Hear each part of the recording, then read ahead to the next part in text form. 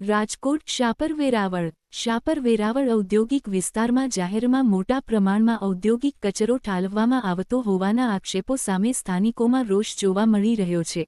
આક્ષેપ મુજબ એસન કંપની દ્વારા જાહેર સ્થળે ઔદ્યોગિક કચરો ઠાલવી તેને સળગાવવામાં આવે છે, જેના કારણે ધુમાડાના ગોટેગોટા ઉડતા હોવાનું સ્થાનિકોનું કહેવું છે.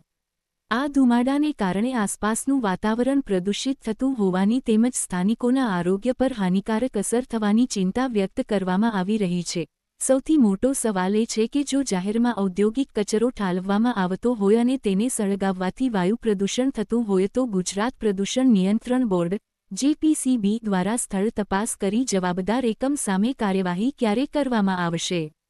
કાની સત્તાવાર વેબસાઇટ પર ઔદ્યોગિક પ્રદૂષણ, હવા પ્રદૂષણ અને હેઝાર્ડસ વેસ્ટ મેનેજમેન્ટ સંબંધિત નિયમો અને વ્યવસ્થાઓ ઉપલબ્ધ છે.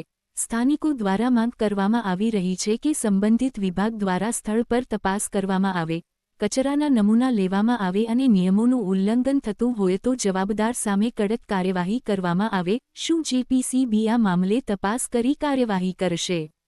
હવે જોવાનું એ રહ્યું કે સંબંધિત અધિકારીઓ આ ફરિયાદ અંગે ક્યારે પગલાં ભરે છે. અહેવાલ ઇબ્રાહીમ ખોખર, ન્યાયની કલમ, સહતંત્રી.